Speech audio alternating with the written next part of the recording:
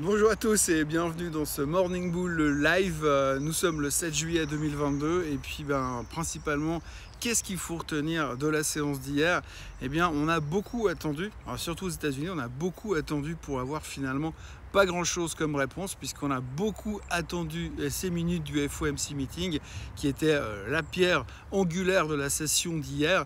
Et puis finalement, quand on regarde ce qui en est sorti, comme d'habitude, on a l'impression qu'on n'a pas forcément appris grand-chose et qu'on n'est pas plus avancé qu'avant.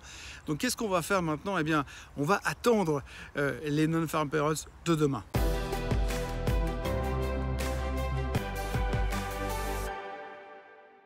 Donc oui, hier, on a eu les minutes du FOMC meeting. Mais avant de parler du FOMC meeting, on va juste faire le point rapidement sur ce qui s'est passé en Europe.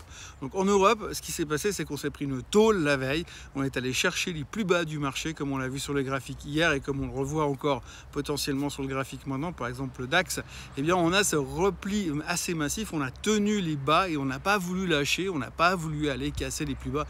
Donc on a rebondi. On a rebondi, mais pas que pour ça, parce qu'il y a aussi des meilleures nouvelles en Norvège. Les Norvégiens ont, semble-t-il, arrêté de faire la grève sur les champs pétrolifères et sur tout ce qui est gaz. Donc ce qui fait que normalement, il se pourrait qu'on n'ait pas besoin d'aller couper du bois dans la forêt cet hiver pour pouvoir se chauffer. Donc ça a rassuré un tout petit peu les marchés européens, ce qui justifiait globalement le rebond en Europe.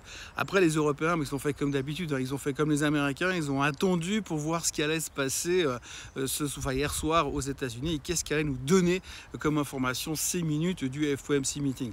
Mais comme ça sortait à 20h hier soir, forcément, ils pouvaient faire ce qu'ils voulaient de toute manière. À 17h30, c'est fermé, donc ils avaient le temps de repartir, boire l'apéro à la maison pour revenir à 20h, éventuellement voir ce que les Américains nous avaient sorti sur ces fameuses minutes qui nous traumatisent depuis des mois, voire des semaines.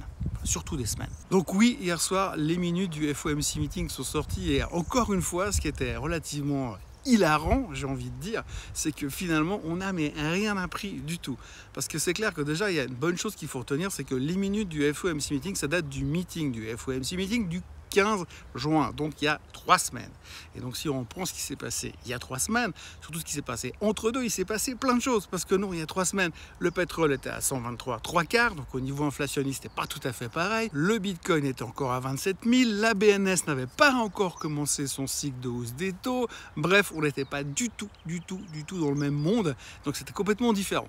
C'est clair que du coup, on vient nous donner des minutes du FOMC meeting qui parlent d'un truc qui s'est passé il y a 3 semaines, mais entre 3 semaines et aujourd'hui, il y a 3 semaines, et aujourd'hui, les choses ont complètement changé. Donc du coup, ces minutes ne servent pas à grand chose. Tout ce qu'on sait et tout ce qu'on arrive à retenir de ces minutes du FOMC meeting, c'est que finalement, la Fed est toujours motivée pour empêcher l'inflation de monter, donc de monter les taux, et puis est toujours motivée pour essayer de ne pas faire trop baisser, ralentir la croissance économique, mais en même temps, ils n'ont pas tellement le choix. Donc c'est exactement ce que M. Powell nous rabâche les oreilles depuis des semaines et des semaines, à chaque fois qu'il sort de sa naphtaline, on nous raconte les mêmes histoires, les mêmes théories. Donc on n'a rien appris et les minutes du FOMC meeting que l'on a vu hier sont simplement un résumé de tout ce que la Fed nous balance dans les oreilles depuis 3 semaines. Point final. Donc aucune surprise. Tout ce qu'on sait, c'est qu'ils sont toujours plus ou moins au quiche. Tant qu'il n'y a pas un signe que l'inflation diminue, les 30% de baisse sur le pétrole récemment, ça ne nous inquiète pas, on s'en fout. Tout ce qui nous intéresse, c'est une baisse des chiffres de l'inflation. Donc on va voir les chiffres de demain,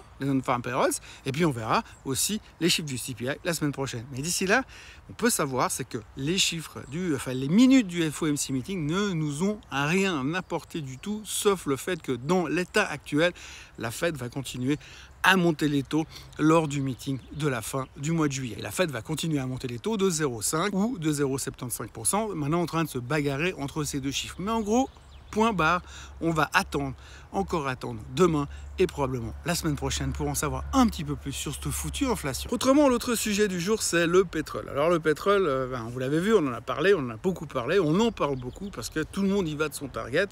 Avant, on avait un coup sûr, on savait que c'est à 180.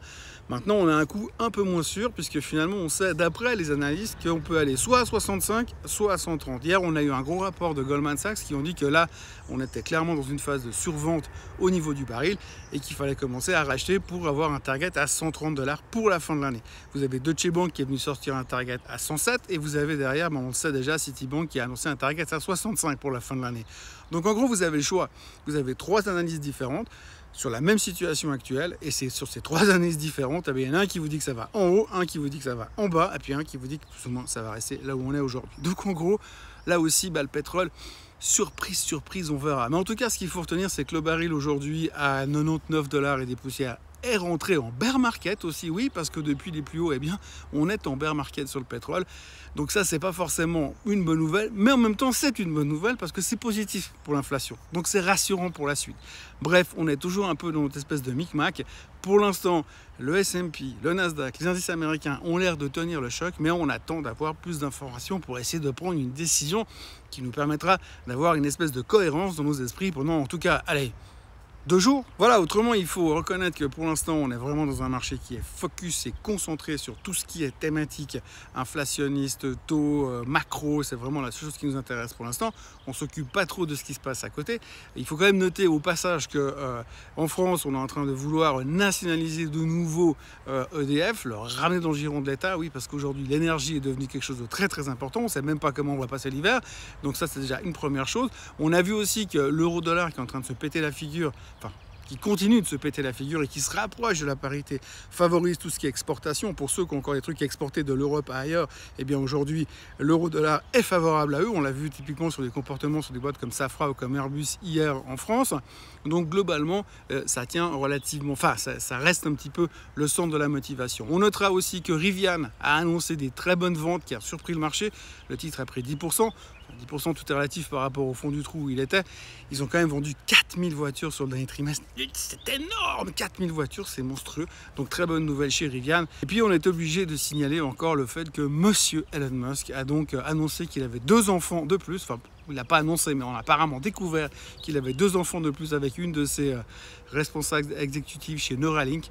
Donc il en a 9. Voilà, donc il apparemment non seulement il veut être l'homme le plus riche du monde, mais visiblement il veut être aussi l'homme le plus productif en termes de bébés sur la planète. Voilà, autrement, que vous dire d'autre? Pas grand chose. Aujourd'hui, c'est une petite journée. On va attendre le chômage en Suisse, entre autres. On va attendre aussi la production industrielle en Allemagne.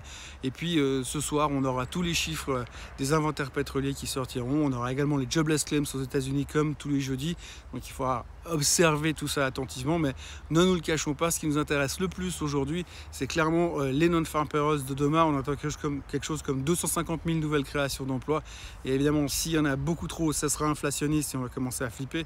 Si on n'en a pas assez, eh bien, on va se dire que forcément, c'est une catastrophe parce que l'économie est en train de ralentir. Donc, on n'a pas fini de continuer à jouer entre inflation, récession, hausse des taux positive ou hausse des taux négative. Est-ce que la Fed est notre ami ou pas? Mais on aura probablement des réponses dans les jours qui viennent ou dans les semaines qui viennent, ou en tout cas dans les mois qui viennent. Voilà, nous sommes donc le 7 juillet. Je vous remercie d'avoir été là avec moi aujourd'hui dans la nature. Moi, je vous retrouve demain matin, comme d'habitude, pour une nouvelle vidéo, un nouveau Morning Bull Live. D'ici là, n'oubliez pas de vous abonner à la chaîne Suisse Côte en français et puis de liker cette vidéo, enfin, si vous avez aimé, et puis de revenir demain parce que sinon vous allez beaucoup trop me manquer. Passez une très très belle journée. Bye bye.